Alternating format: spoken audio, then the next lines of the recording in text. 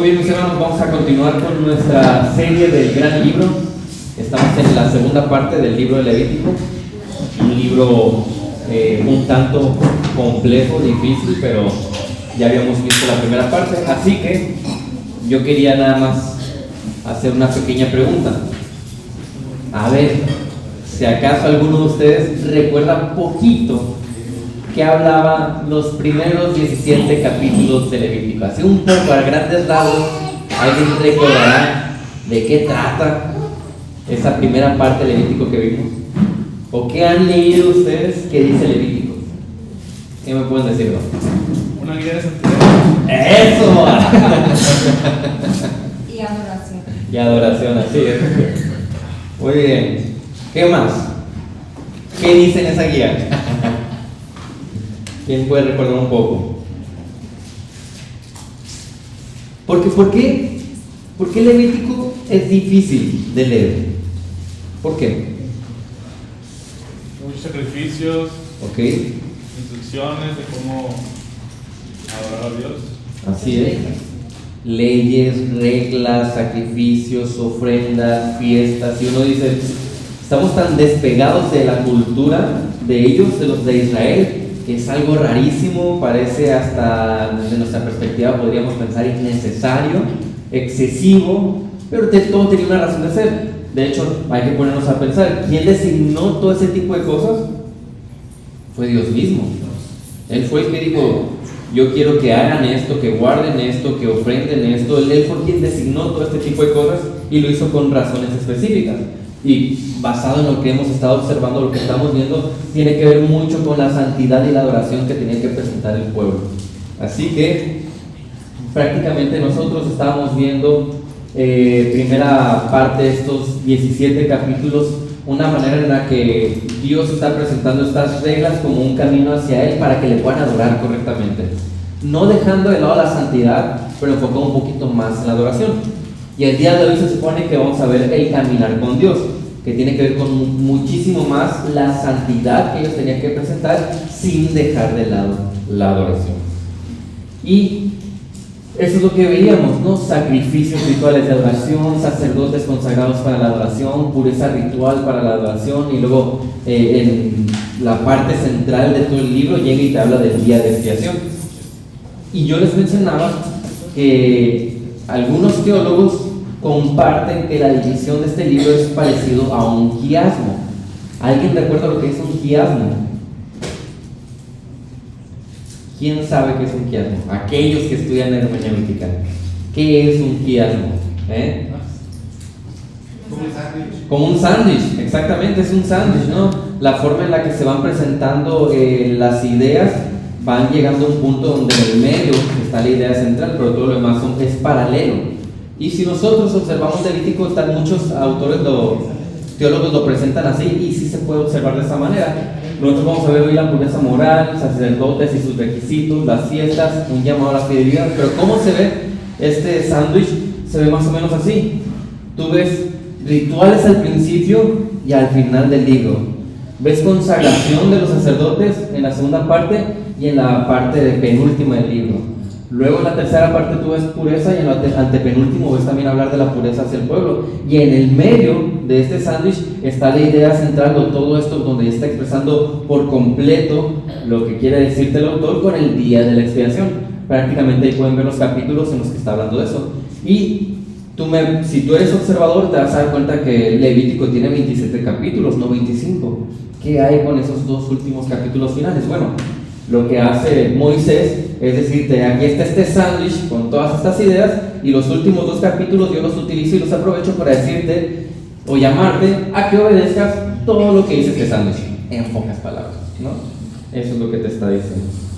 Hasta aquí ya entendimos un poquito del contexto de lo que está diciéndonos y a dónde vamos a entrar con Levítico.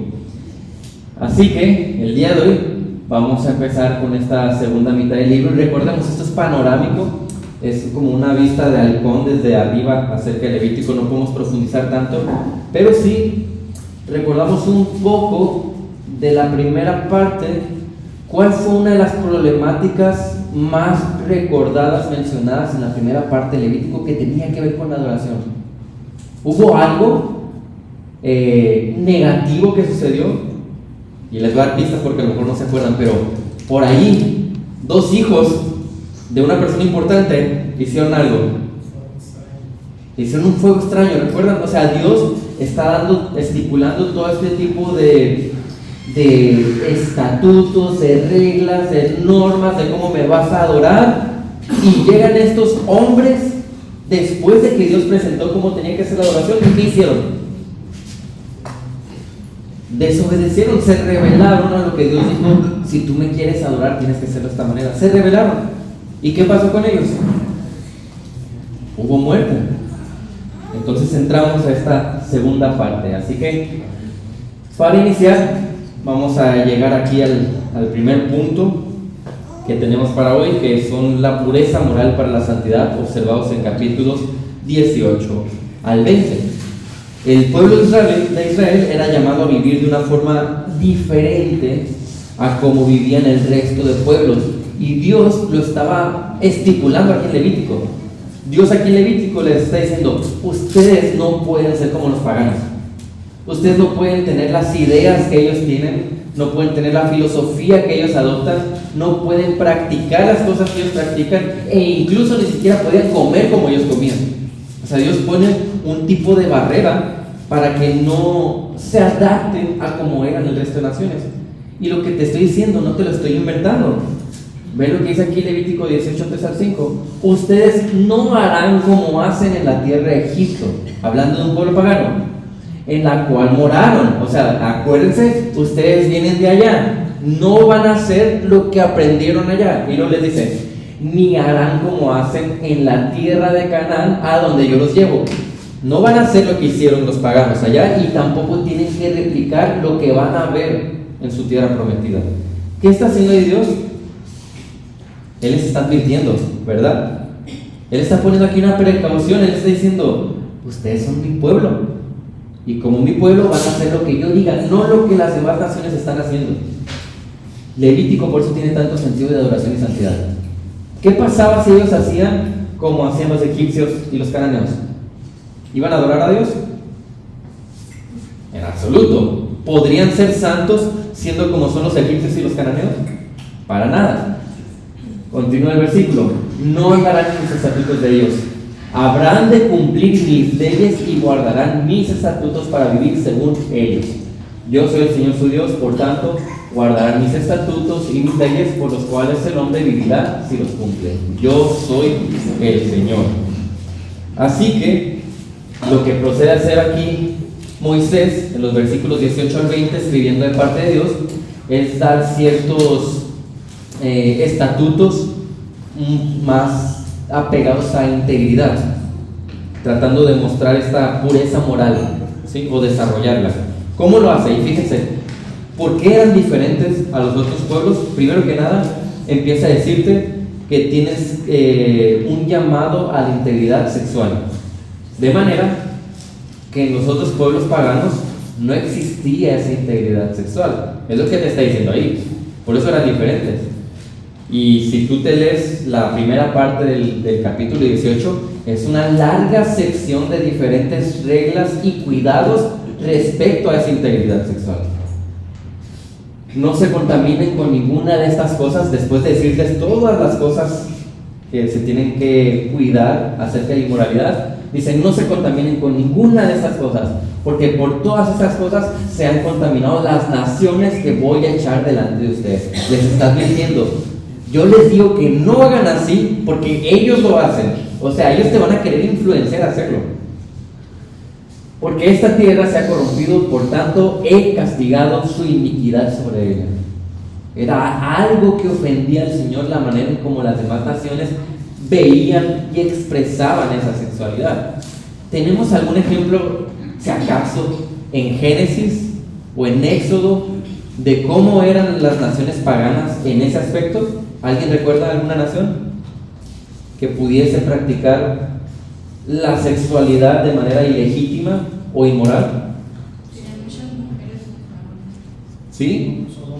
Claro, tenemos el claro ejemplo de Sodoma y Gomorra, ¿verdad? ¿Qué estaba pasando con ellos? Decía que tanto jóvenes como ancianos de la ciudad del pueblo fueron a la casa de Lot pidiendo a esos hombres que habían llegado para hacer cosas terribles con ellos. Y cuando dice cosas terribles se refiere a esto, cosas inmorales. ¿Qué más nos está diciendo el libro de Levíticos sobre esta pureza que debe desarrollar el pueblo, una pureza de santidad? Bueno, dice, no solamente ustedes van a ser diferentes a los paganos en la parte de la integridad sexual, sino que incluso ustedes van a ser diferentes en cómo están cuidando del pobre, para que vean cómo estaba el Señor estipulando esta integridad espiritual y moral en el pueblo para que fueran puros. Dice Levítico 19, 9 al 10, cuando ciegues la cosecha de tu tierra, o sea, cuando tú ya estás recogiendo el fruto de todo lo que tú sembraste, no cegarás hasta los últimos rincones de tu campo, ni espigarás el sobrante de tu cosecha. Tampoco rebuscarás tu viña, ni recogerás el fruto caído de tu viña. Lo dejarás para el pobre y para el extranjero. Yo soy el Señor, su Dios. ¿Qué estaba entonces enseñando aquí el Señor a su pueblo acerca de la pureza? ¿Qué les está enseñando? Algo que él ya les había mencionado cuando se escribió Éxodo y cuando Moisés bajó con unos tablones, ¿verdad? ¿Cuál fue ese gran segundo mandamiento? Amarás a tu prójimo, ¿verdad? Él está dejando claro la forma en la que tú vas a estar mostrando incluso esta integridad con tu prójimo, y es preocupándote por él, incluso por el extranjero. Te dice aquí, puede que el extranjero sea un pagano, ¿verdad? Pero no hay que ser tu prójimo. Y finalmente, esta primera sección de Levítico que está hablando de la pureza culmina llamándolos a promover una justicia, en alguna manera una justicia como la que Dios manda, una justicia íntegra para con las demás personas. No harás injusticia en el juicio, no favorecerás al pobre ni complacerás al rico, sino que con justicia juzgarás a tu prójimo. Todo esto y todo lo que vemos en estos capítulos, los primeros del 18 al 20, te está hablando de ciertos estatutos que van a ayudarle al pueblo a desarrollar pureza. Pero, ¿qué tiene que ver eso que Dios hizo a Israel con nosotros el día de hoy? Ese es el punto, porque yo puedo aprender mucho de su cultura, pero ahora, ¿eso cómo se relaciona con la iglesia? ¿Eso cómo se relaciona con tu vida? ¿Qué piensas, hermano?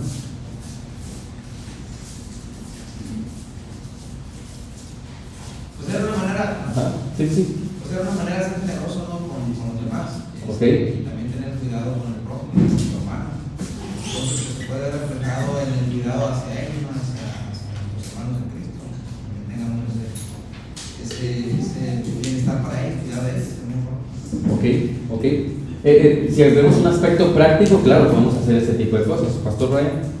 Pues en un sentido la ley, resumirlo lo más breve, en que debemos amar a Dios con todo nuestro ser, con mente, alma, corazón.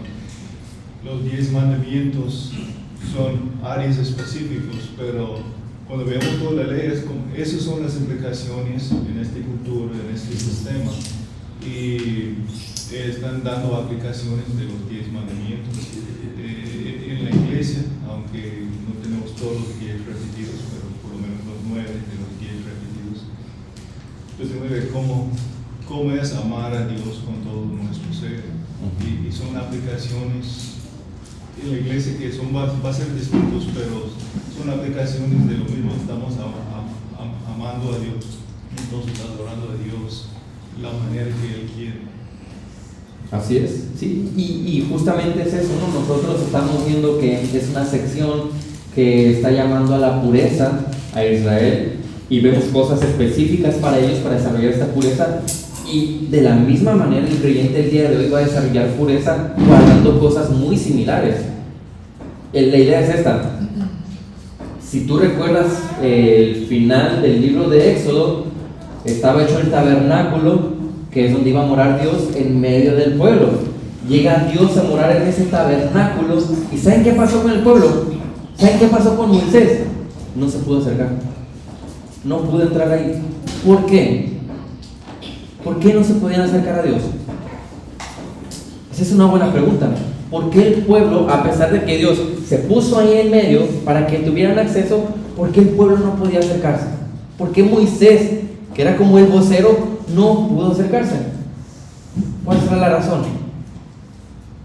Levítico nos da esa respuesta. ¿Cuál era la razón? Ellos todavía no estaban adorando como tenían que hacerlo y no estaban purificándose para ser santos y estar delante de Él. Así que lo que hace Levítico es eso, dice, pues tengo que enseñarles cómo deben hacerlo y qué tienen que hacer, si no, no van a poder estar delante del Señor. Y aplica para nosotros el mismo tema el día de hoy. Yo no puedo acercarme a mi Dios adorándolo a la forma en la que yo quiero. Yo no puedo acercarme a mi Dios si yo no estoy santificándome o purificándome. ¿Cómo va a recibir mi Dios mi adoración si yo no soy santo? Es la idea. Es lo que se está trasladando del Levítico al día de hoy. Y si se dan cuenta, los estatutos que están presentando en estos capítulos separaban a Israel por completo de las naciones paganas.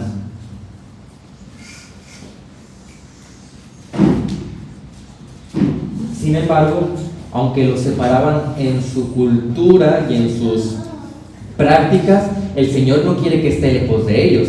¿Se dan cuenta?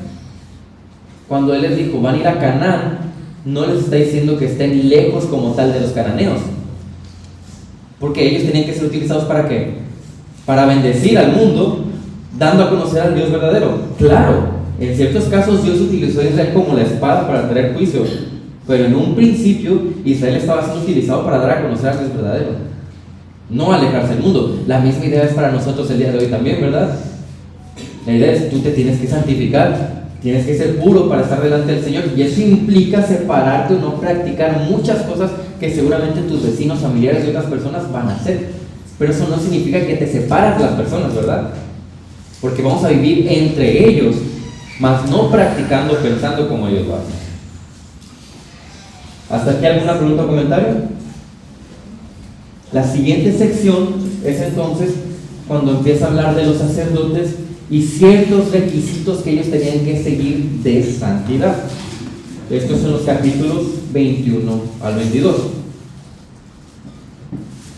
Y hablando o siguiendo el tema de la pureza, siguiendo el tema de la integridad que se está pintando aquí Levítico, ¿quiénes eran los sacerdotes? ¿Quiénes eran estos hombres, los sacerdotes? En el pueblo. Hijos de Aarón, o bueno, pertenecían a la tribu de Leví, ¿verdad? Pero, ¿qué era un sacerdote en ese tiempo? ¿Qué tenía de relevante? ¿O qué hacía?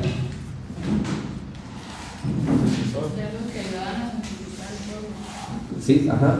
¿Qué dijiste? Intercesor. Como intercesores, en alguna manera, personas que estaban santificando, tratando de santificar al pueblo, eran en alguna manera estos líderes espirituales, ¿sí? De hecho, se suponía que estos hombres eran llamados a tener el más alto nivel de integridad, tanto moral como espiritual, vamos a decirlo. ¿Por qué? ¿Por qué era tan importante que estos hombres tuvieran este nivel tan alto de integridad?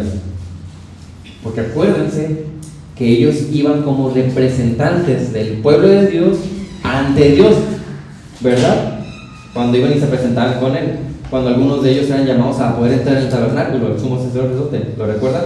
Y asimismo, ellos eran los representantes de Dios para con el pueblo, eran ese intercesor que estaba utilizando el Señor. Así que se requería un alto nivel de integridad y de espiritualidad para poder estar ahí.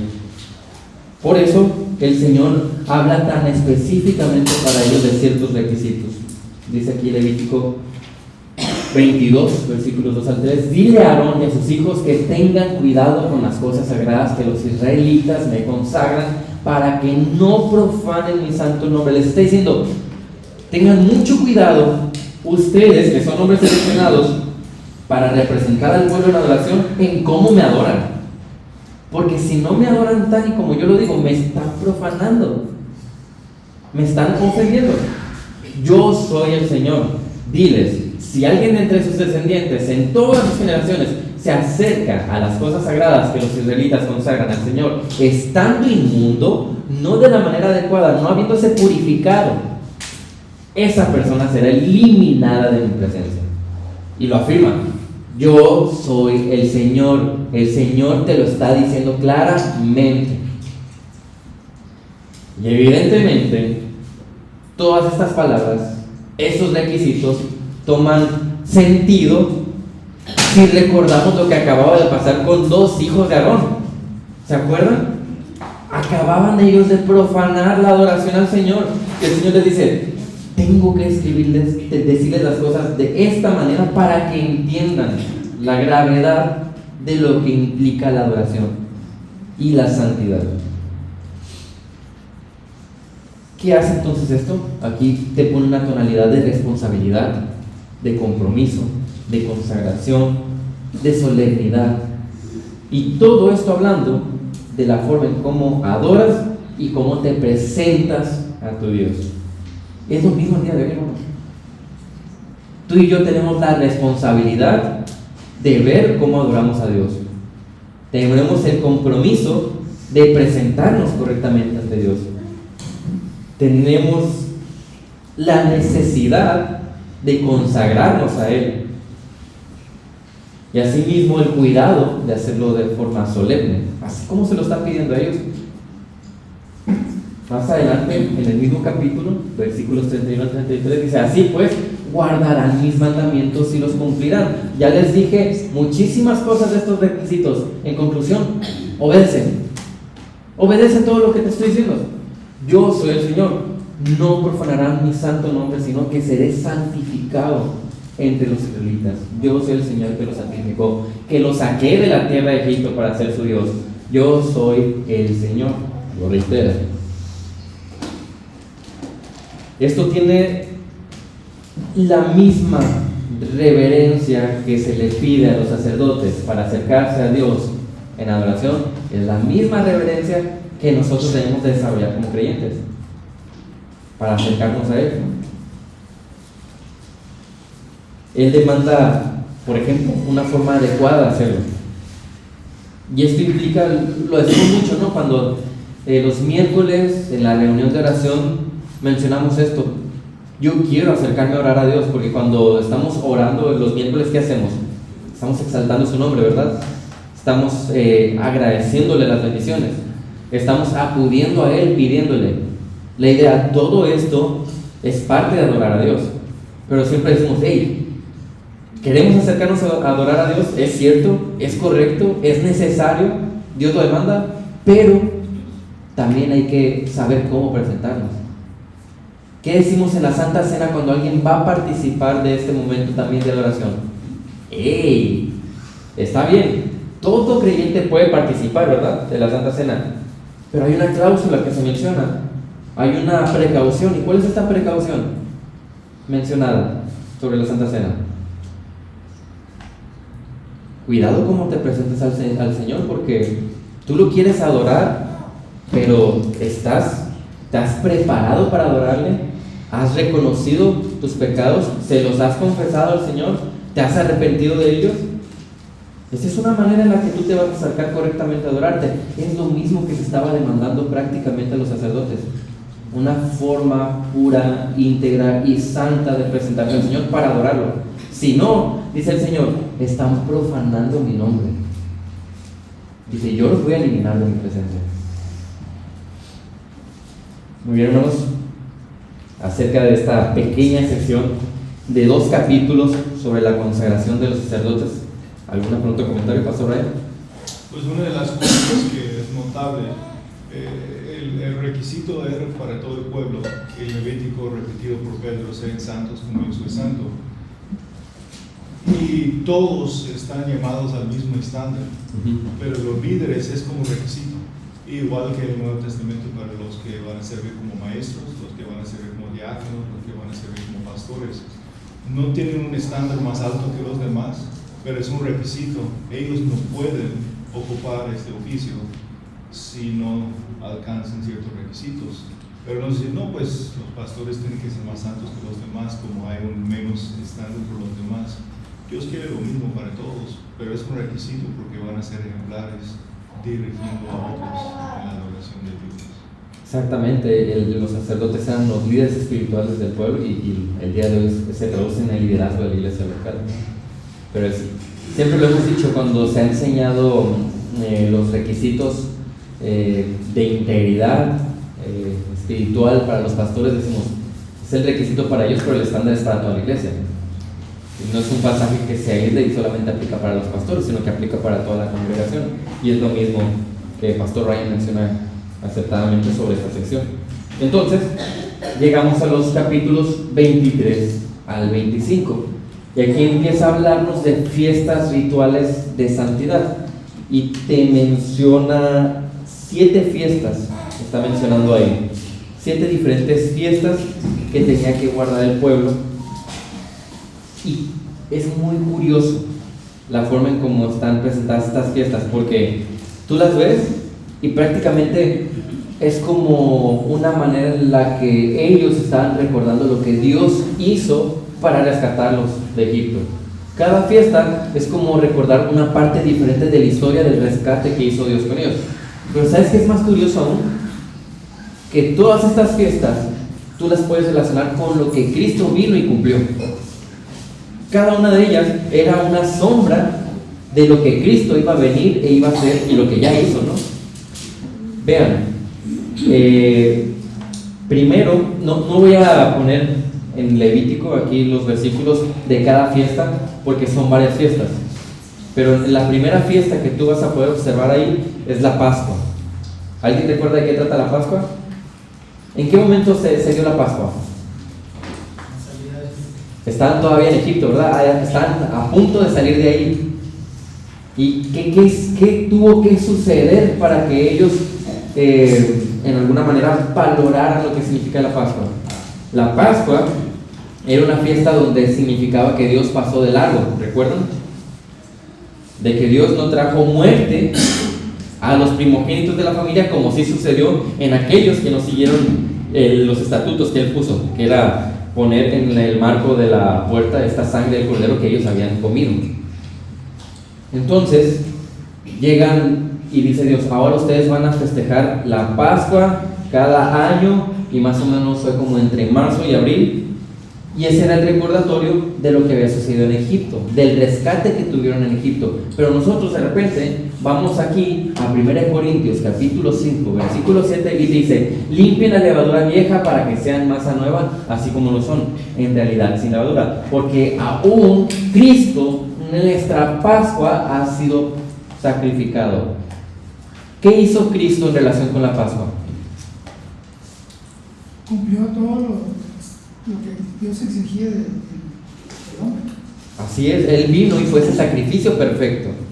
Ese sacrificio que en aquel momento pudo haber rescatado al pueblo de Israel de Egipto, pero que ahora viene y rescata a todo creyente, a la humanidad, vamos a decirlo, del castigo de los pecados. Esa es la misma relación de Cristo con lo que estaba cumpliendo de lo que fue la Pascua, una sombra. ¿Recuerdan? Era un cordero inocente, puro, sin mancha, quien tenía que ser sacrificado. Era un simbolismo, era esa sombra de quién iba a ser Cristo. Entonces nos habla de la muerte de Cristo, esa fiesta. Luego, bueno, traído el día de hoy, ¿no? Para que lo entendamos. Luego, tú ves en Levítico y habla de la fiesta de los panes sin levadura, donde por 7 días comían pan sin levadura, y este también fue entre marzo y abril. Esto nos habla de la perfección de Cristo. Es una sombra, porque en el versículo siguiente, después aquí en Corintios, te dice, por tanto, celebremos la fiesta no con la levadura vieja, ni con la levadura de malicia y maldad, sino con panes sin levadura, de sinceridad y de verdad.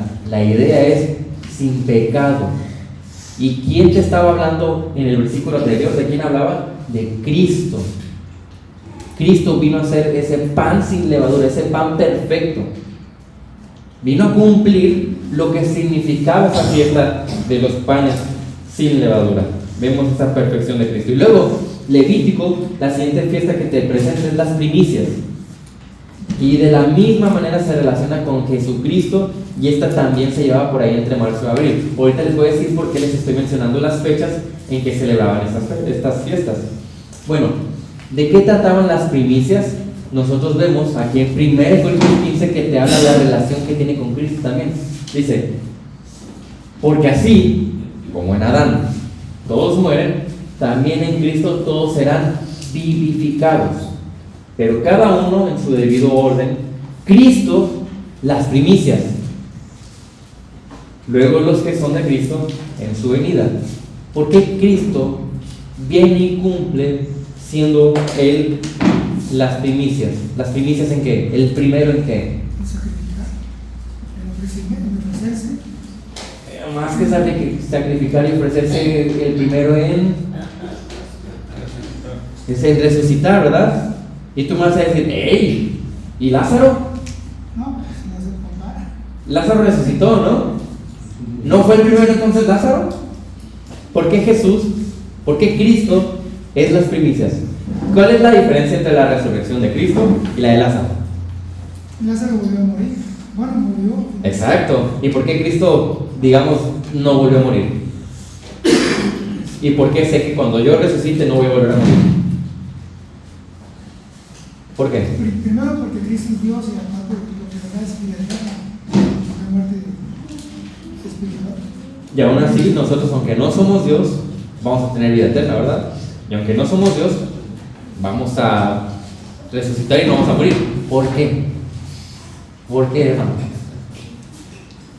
Tiene un cuerpo glorificado. Exactamente. Él es las primicias porque fue el primero en resucitar con este cuerpo glorificado. Y por eso dice, y luego, ya decimos nosotros, más adelante ya sigue el resto de creyentes en eso. Pero Cristo está cumpliendo todas estas fiestas. Él viene y le da sentido incluso el día de hoy a lo que significaron esas fiestas culturales y rituales. Luego está la fiesta del Pentecostés, que creo que esta la conocen un poco más. Y viene el Señor y nos habla también de lo mismo, del cumplimiento. Hechos 2:4, ¿qué pasó ahí? Si es más, si ves en el capítulo 1, Cristo les está diciendo, va a venir el Espíritu, va a venir el Consolador. ¿Y qué sucedió en Hechos 2:4? Todos fueron llenos del Espíritu Santo y comenzaron a hablar otras lenguas según el Espíritu les daba habilidad para expresarse. Pero fue lo que sucedió, fue por primera vez la venida o la morada del Espíritu Santo en los creyentes. Es el derramamiento del Espíritu de Cristo. Y luego tenemos las últimas 3 fiestas, que también es una sombra de lo que Cristo va a cumplir, pero que incluso el día de hoy estamos esperando que suceda. Las trompetas eran una de las fiestas, se daba entre septiembre y octubre, y vemos que el simbolismo es que Israel vuelve a ser reunido con Cristo. Mateo 24:31, y Él enviará a sus ángeles con una gran trompeta y reunirán a sus escogidos de los 4 vientos, desde un extremo de los cielos hasta el otro. Un acontecimiento escatológico que consideramos el Señor te dice va a cumplir. ¿Por qué? Porque Él lo prometió. Yo creo y confío que eso va a suceder solamente porque Dios lo promete en su palabra. Luego está la fiesta de la expiación, que igual tenía la fecha entre septiembre y octubre, y habla del sacrificio de Cristo, el sacrificio vicario le dicen, o este sacrificio en el que Él es el sustituto muriendo por nosotros. Romanos 11:26, así tú Israel serás salvo, tal como está escrito, el libertador vendrá de Sión, apartará la impiedad de Jacob. Y la última fiesta que nosotros tenemos registrada en esta porción de Levítico es la fiesta de los tabernáculos. Esta celebración también era septiembre, octubre, por ahí, por lo que durante, si se dan cuenta, durante casi todo el año, ¿qué está haciendo Israel? Está festejando, está teniendo ciertas fiestas relacionadas a recordar cómo su Señor los rescató de Egipto. Ese era el punto. Durante todo el año ellos están recordando y preparándose para guardar y festejar esas fiestas porque el Señor, su Dios, los había rescatado de Egipto. Y esa última fiesta habla del reposo y la reunión con Cristo. Y tú puedes leer Zacarías 14, 16 al 19 y vas a entender que está hablando de aspectos también escatológicos, del disfrute que vamos a tener nosotros en el futuro con nuestro Señor. En pocas palabras, estas fiestas eran un recordatorio para Israel, contando la historia que ellos tenían con su Dios. Y el día de hoy, ¿qué hacen estas fiestas que yo leo en Levítico? Pues cuentan la historia de cómo Dios, nuestro Señor, nuestro Cristo, nos rescató perpetuamente del castigo por los pecados, contando una parte distinta de la historia. El punto de Levítico, les dije al iniciar, y según el título que le pusimos a este libro, es una guía de santidad y adoración, ¿verdad? Y si yo estoy viendo estas fiestas, ¿cómo se relacionan con la santidad y la adoración? ¿En qué manera observar estas fiestas para Israel podría relacionarse con la santidad y la adoración? Acuérdense, ¿qué hacían estas fiestas? Eran fiestas de adoración, básicamente. ¿Pero qué están haciendo en la mente de estas personas? ¿Qué están haciendo? Recordar cómo salieron de Egipto. Exactamente, estas fiestas están haciendo que ellos recuerden lo que hizo Dios, ¿verdad? No hay mayor razón para vivir en santidad que el entender y observar la obra de Dios. Es el punto. La mayor motivación que ellos iban a tener para vivir en adoración y santidad tenía que ser conocer a su Dios y lo que Él estaba haciendo. Porque si lo hacían sin el entendimiento de quién es Dios y lo que ha hecho, ¿saben qué va a hacer? Simple moralidad vana. No, ellos tenían un entendimiento claro de por qué lo iban a hacer, porque ellos estaban conociendo al Dios que tenían. Ellos recordaban lo que había hecho, hermano. Es como nosotros ahorita ya es recordar lo que Cristo hizo de nosotros al traernos del Egipto, esclavitud del pecado, al traernos de la libertad. Y el congregarnos, estar en con la palabra, de la adoración, en todo el día, que significa, ¿no?, la adoración al Señor, la alabanza, y tu relación personal es no olvidar de dónde fuiste extraído, de quién es el Dios que te rescató de ese mundo de pecado a un tiempo en el que estamos ya en una relación directa a través del Espíritu. Totalmente, el día de hoy se traduce al Evangelio, ¿no? Sigue siendo de la misma manera. No hay mayor razón para tú y yo adorar a nuestro Señor que recordar y observar el Evangelio, lo que significa, lo que es nuestro Dios, lo que nuestro Dios hizo por nosotros y quién soy yo ahora en Él, la identidad incluso que Él me ha dado. Eso debería ser motivo suficiente para que yo diga, quiero adorar a mi Dios y quiero vivir en santidad por Él. Y es el punto que está expresando Levítico para con su pueblo. Y siempre tratamos de ir al contexto, ¿no? ¿Cuál es el contexto de Levítico? El contexto histórico de cuando lo está escribiendo, sí, sabemos que es cuando están en el desierto. Pero ¿quién es el contexto, el receptor de este libro? ¿Quién iba a recibir este libro? El pueblo de Israel. ¿Pero qué pueblo de Israel? ¿En qué punto? Ya liberado. Sí, o sea, el que están en el desierto, pero ¿qué tiene de particular ese pueblo de Israel que estaba recibiendo el Pentateuco? ¿Qué va a pasar con ese pueblo de Israel? Es el pueblo de Israel que es la segunda generación, ¿recuerdan? Es ese pueblo de Israel que va a entrar a la tierra prometida. Es el pueblo de Israel que no le tocó ver lo que Dios hizo en Egipto. Ellos no lo vieron. Ellos no vieron cómo el mar se partía en dos. Ellos no vieron todas las plagas que fueron traídas al pueblo de Egipto hacia el faraón. Ellos no vieron nada de eso. Pero les están diciendo, cada año que tú festejas esta fiesta, tú estás recordando algo que hizo tu Dios para con tus padres y tus abuelos. Y ahora tú tienes el registro de todo eso que sucedió y tienes ahora todo este registro de estatutos y cuidado, porque tú, tu pueblo de Israel, segunda generación, tú vas a entrar a una tierra de paganos. Y en esa tierra de paganos yo te estoy advirtiendo todo lo que te van a ofrecer y de lo que te tienes que privar. Te vas a contaminar. Exactamente. Así que mientras tú llegas a esa tierra de paganos, prívate de esas cosas y no dejes de recordar a tu Dios. Ese es el punto. Es lo que está expresando. Hasta aquí, preguntas o comentarios acerca de estas fiestas rituales para santidad que ellos estaban ahí practicando anualmente. Entonces, de esta manera, llegamos a la última sección del libro, que son los capítulos 26 al 27. Y yo les dije que del capítulo 1 al capítulo 25 nosotros vemos ese sándwich, es el quiasmo. Pero llegamos al capítulo 26 al 27, ¿y qué hace Moisés aquí? Bueno, aquí él está llamando al pueblo a la fidelidad del pacto. ¿Qué pacto? El pacto que Dios había estipulado. Todas estas cosas que el Señor les acaba de mencionar, en alguna manera, era un pacto que Él está haciendo con el pueblo. Pero este pacto tenía ciertas cosas particulares. Él decía, obedecen y hay bendición. Desobedecen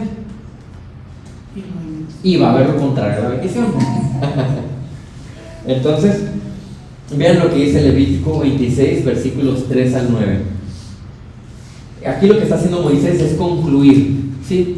Dice, ya te di toda esta información para que tú estés preparado para vivir en adoración y santidad, y ahora lo que voy a hacer es concluir y darte estas palabras finales para que veas la tonalidad y la importancia de todo esto. Si andan en mis estatutos y guardan mis mandamientos para ponerlos por obra, ¿qué va a suceder? En ese pacto. ¿Por qué? Porque es particularmente importante recordar y reconocer que es un pacto con Israel. Es bien importante, porque yo puedo levantarme una mañana, decir, Señor, quiero ver qué me quieres revelar el día de hoy. Y agarro la Biblia y la abro y la abrí en Levítico capítulo 26, versículos 3 al 9. Y leo el Señor y digo, ¿qué me va a revelar el Señor el día de hoy? ¿Qué me va a decir? Y lo leo y digo, si andan en mis estatutos y guardan mis mandamientos para ponerlos por obra, yo les daré lluvias en su tiempo, de manera que la tierra dará sus productos y los árboles del campo darán su fruto. Ciertamente su trilla les durará hasta la vendimia, y la vendimia hasta el tiempo de la siembra. Comerán pues su pan hasta que se sacien y habitarán seguros en su tierra. Daré también paz en la tierra, para que duerman sin que nadie los atemorice. Asimismo, eliminaré las fieras dañinas de su tierra y no pasará espada por su tierra. Ustedes perseguirán a sus enemigos y caerán la espada delante de ustedes. 5 de ustedes perseguirán a 100 y 100 de ustedes perseguirán a 10,000 y sus enemigos caerán la espada delante de ustedes. Me volveré hacia ustedes y los haré fecundos y los multiplicaré y confirmaré mi pacto con ustedes. Y yo leo esto cuando me levanté en la mañana buscando que Dios me revelara algo nuevo el día de hoy, y yo voy a decir, wow, yo llevo una semana obedeciendo los mandatos del Señor, esto me tiene que ocurrir, porque Dios lo ha prometido, ¿verdad? ¿Sí? Aunque no tenga tierras. Pero si Dios lo prometió, lo tiene que cumplir porque es Dios. Si te equivocas, ¿Verdad? ¿Por qué es importante entonces recordar que es un pacto para Israel? ¿Por qué? Porque así yo cuando lea esto yo voy a recordar, es un pacto que Dios hizo ¿con quién? Con Israel. Y nosotros vamos a llegar más adelante a Hechos y vamos a ver una transición donde está terminando el antiguo pacto e iniciando el nuevo pacto. O sea, esta no es una regla para mí el día de hoy, porque si no, yo voy a decir, Pablo, si yo leo esto, Pablo debió haber sido una escoria de cristiano, porque ve todo lo que pasó. Naufragó, las serpientes casi lo mataban, lo apedreaban, lo golpeaban, lo encarcelaban. No, eso le pasó porque entonces no estaba obedeciendo. Si no, ve todo lo bueno que hubiera tenido. No era así. Así que el día de hoy yo voy a sufrir, porque dice el Señor, es lo que Dios va a utilizar para hacerte crecer. Yo voy a padecer, pero no se relaciona con que estás viviendo de una forma impía, ¿verdad? Porque muchos van a ver el sufrimiento y las enfermedades como, de seguro es una disciplina del Señor. No precisamente. Pero este es un pacto de Dios con Israel. Eso sí es importante entenderlo. Es un pacto que Dios está haciendo con ellos. Y es bueno entenderlo porque más adelante, cuando seguimos con la historia de Israel, tú vas a decir, oye, pero ¿por qué les pasa tantas cosas malas? Pues, ¿cómo les iba a pasar cosas buenas si ellos no estaban guardando esos mandamientos? No los estaban poniendo por obra. El Señor había sido tan claro, mira, guárdalos y ve, voy a dar lluvias para que tengas abundancia, voy a darte paz para que triunfes sobre tus enemigos, te voy a incluso hacer que te multipliques como pueblo. Sí, o sea, son tantas, lo particular del pacto que Dios hacía con Israel es que estaba lleno de bendiciones. No tendría por qué haber sido un problema para ellos. El problema es que su pecado pudo mucho más. A pesar de ver todas las bendiciones que pueden tener, el pecado pudo más, tristemente. Y Moisés advierte de eso, porque cuando él está dando esta conclusión final, no solamente le dice, mira, si cumples hay bendición, sino que también advierte y dice, pero si no cumples, hay consecuencia. Levítico 26, 14 al 18. Pero, si ustedes no me obedecen y no ponen por obra todos estos mandamientos, si desprecian mis estatutos y si su alma aborrece mis ordenanzas para no poner por obra todos mis mandamientos, quebrantando así mi pacto, yo, por mi parte, les haré esto: pondré sobre ustedes terror repentino, tisis y fiebre que consuman los ojos y hagan desfallecer el alma. El punto está hablando aquí de van a sucederte cosas que van a robarte la paz, e incluso van a robarte la salud. En vano sembrarán su semilla, pues sus enemigos la comerán. Fijaré mi rostro contra ustedes para que sean derrotados delante de sus enemigos. Los que los aborrecen los dominarán y ustedes huirán sin que nadie los persiga. Y si aún con todas estas cosas no me obedecen, o sea, si después de tantas cosas y consecuencias terribles por su pecado siguen todavía sin obedecerme, yo no podría decir, pero ¿cómo uno va a seguir en desobediencia después de tantas cosas? Pues pasó. Porque ¿cuál es la consecuencia de si aún siguen desobedeciendo? Dice, entonces los castigaré 7 veces más por sus pecados. Y más adelante en la historia tú vas a darte cuenta que el pueblo fue tan necio y tan desobediente que hasta fueron conquistados por imperios paganos, exiliados de su tierra. Se perdió la línea de linaje de la mayoría de las tribus por desobedecer, aún cuando Dios había sido tan claro con cuál era el pacto, que era un pacto de bendición para ellos, y lo rechazaron. Y nosotros hacemos algo, ¿no? Leemos esto, vemos Israel, ¿y qué piensas? ¡Qué pueblo tan malo! ¡Qué burros!, ¿verdad? ¿Cómo se les ocurre? ¿Cómo pudieron desobedecer teniendo tanta bendición por delante? Pero nosotros somos ese pueblo de Israel. Nosotros, ¿cuánta bendición no tiene el Señor espiritual para nosotros de ser dos y le obedecemos? ¿Y qué hacemos? ¿Cuánta consecuencia no me dice Dios que hay sobre el pecado? ¿Y qué hacemos? ¿Cuántas veces el Señor no nos reitera en la palabra lo ofensivo que es para Él el pecado? ¿Y qué hacemos? Dice en 1 Corintios que lo que nosotros podemos empezar a leer sobre el pueblo de Israel, lo que estamos viendo mucho en el Antiguo Testamento, dice, te sirve como ejemplo. Eso te lo dice en 1 Corintios. Y luego pasan una serie de versículos más y te dice, y ten cuidado, el que cree estar firme, mire que no caiga. No te sientas tan segurito en tus fuerzas, te dice el Señor. Mejor confía en Él. Y luego, después de que te dice que el que cree estar firme, mire que no caiga, te dice, además, el Señor va a poner para tu vida una prueba que es hecha exactamente a tu medida, para que tú, como creyente, puedas pasar esa prueba. Pero ¿por qué a veces no pasamos la prueba? ¿Por qué no pasamos a veces la prueba? ¿Por qué a veces caemos en la tentación? ¿Por qué? ¿Por qué será, hermano? Si Dios me hizo esa prueba a mi medida, la hizo especial para que yo pueda estar firme en medio de ella. ¿Sabes por qué? Porque pudo más tus deseos pecaminosos. ¿Sabes por qué? Porque posiblemente a lo mejor yo no me estoy preparando, no me estoy santificando tanto. No estoy tratando de crecer tanto en santidad para adorar a mi Dios. ¿Y qué pasa? Llega la tentación y caigo. Puede más tu naturaleza vieja.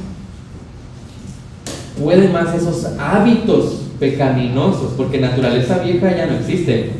Si uno es creyente nuevo, verdadero, la naturaleza vieja ya no está en ti. Ahora solamente está la naturaleza nueva, que es el Espíritu Santo morando, Dios mismo morando en ti. Por eso es tan asombroso pensar en el nuevo pacto, porque es Dios morando en ti.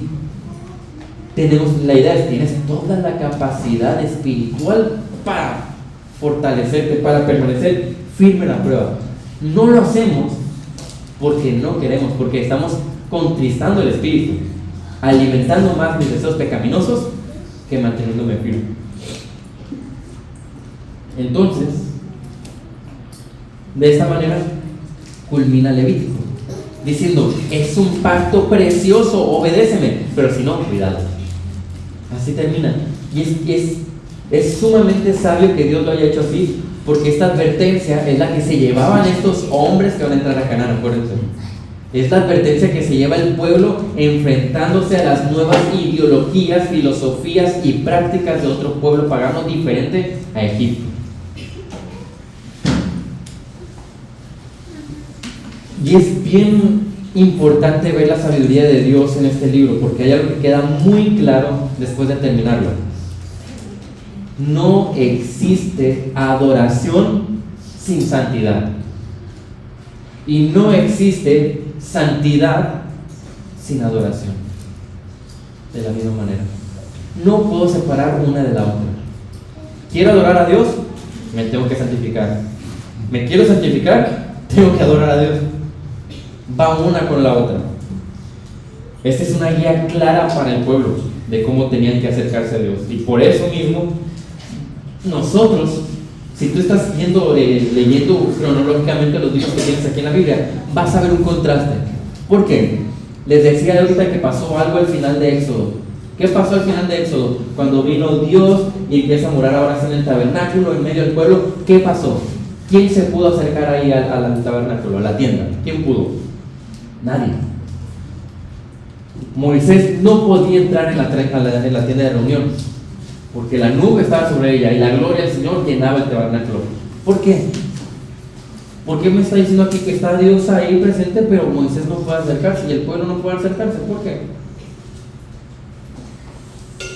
Porque por el pecado, porque no estaba preparado, porque todavía no sabían cómo adorarlo. Entonces llega el Levítico, te da toda esa guía, te presenta todo este tipo de estatutos para adorar, para santificarte. ¿Y qué sucede después de eso? Vean, entramos a Números, el siguiente libro, capítulo 1, dice, el Señor habló a Moisés en el desierto de Sinaí, en la tienda de reunión. ¿Dónde hablaron? En la tienda de reunión. ¿Qué sucedió entonces? ¿Qué pasó? Vemos el efecto. Entonces, ¿qué pasó con el libro de Levítico? Surtió el efecto que tenía que surtir. Están empezando a santificarse, están empezando a adorar a Dios y van a empezar a tener acceso a su Señor porque están haciendo lo que tienen que hacer. Gloria a Dios que diseñó algo tan perfecto y que funciona. Dios no nos está engañando. El pacto y los estatutos funcionaron y ahora pueden acercarse a Dios.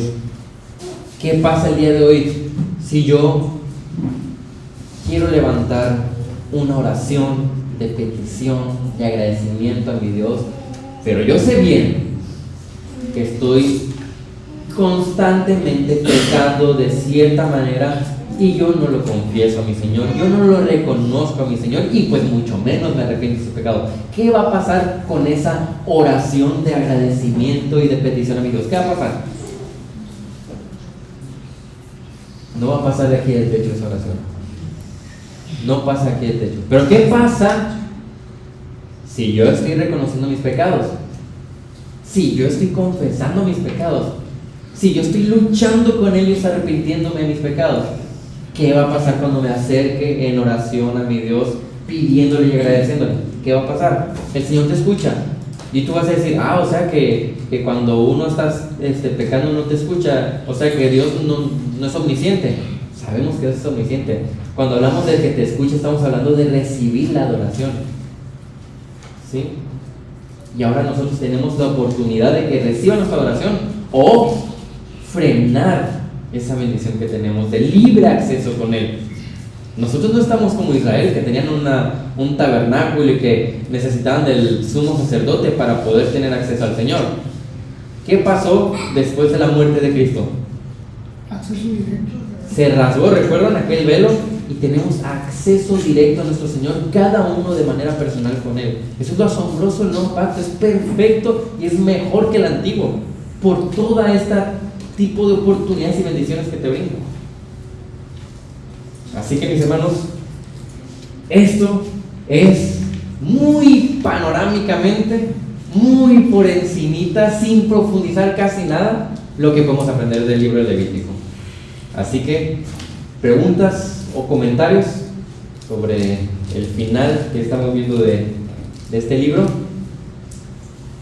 Ok, Pastor Brian, ¿sí? No, de la manera que Moisés nos da Levítico, es buen patrón de la predicación, y lo que falta, él da toda la teología, después él dio todas las aplicaciones específicas, y muchos paran ahí, bueno, muchos paran aún sin platicar de aplicación, pero él lo terminó hasta implorando a la gente responder en obediencia por fe. No fue una obediencia nada más como cumpliendo reglas, pero la idea era desde su corazón adorar, obedecer. Obediencia por fe desde su corazón es adoración. Eso es lo que él estaba implorando al pueblo. Y eso es interesante, la palabra que utilizó el pastor Ryan, ¿no? Es por fe. Y esto tiene mucho sentido, ¿no? Estos hombres que van a entrar a la tierra prometida no han visto nada de lo que vieron sus padres, no han experimentado mucho de lo que ellos experimentaron, y ellos por fe, en aquel registro que tienen, es que están haciendo y van a hacer todo el resto de cosas, y el Señor se agrada de esa fe y de esa obediencia, y lo vemos, y tiene un sentido. No están haciendo las cosas de manera religiosa o moral, porque incluso cada fiesta, les decíamos ahorita, les está recordando cuál es ese Dios que ellos tienen. Así que es una buena manera de expresar por fe es que ellos obedecían, tenían ese sentido. Muy bien. ¿Algún otro comentario o práctica? O pregunta, perdón. Adelante, Juan. Sin quererlos justificar a los israelitas, pero pues no había mucha información cómo recibir el mensaje, ¿no? Entonces era muy fácil que se olvidaran del pacto si no habían vivido ellos lo que vivieron sus padres, sus antepasados. Hubiera sido fácil desviarse de ellos si no hubiesen tenido un registro, ¿no? Pero por eso el Señor sabiamente les dejó el Pentateuco, que es Génesis, Éxodo, Levítico, Números y Deuteronomio, para que tuvieran todo lo necesario para llegar y entrar a esa tierra prometida. Porque el día de hoy yo podría quejarme y yo no he visto que se partan las aguas en dos.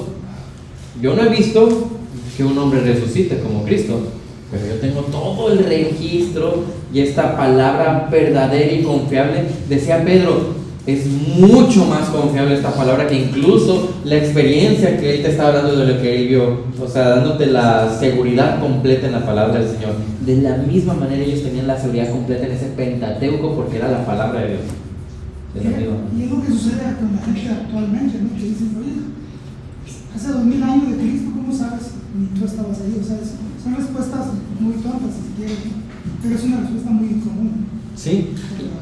Porque yo no estaba ahí. Y la incredulidad te lleva a la ignorancia de no reconocer aspectos que ya hemos mencionado, ¿no? También más atrás cuando estudiamos Segunda de Pedro, de rasgos históricos tan sólidos que tenemos aquí como registro de la palabra del Señor para creer en Cristo. Decíamos, la historia lo que hace es inevitablemente creer en Cristo, porque todo apunta a Él. De la misma manera Levítico ya lo está presentando así. Así que bueno, mis hermanos, pues esperemos que sea un libro que podamos leer más y dándole este sentido de santidad y adoración para que lo podamos entender mejor. Vamos a orar.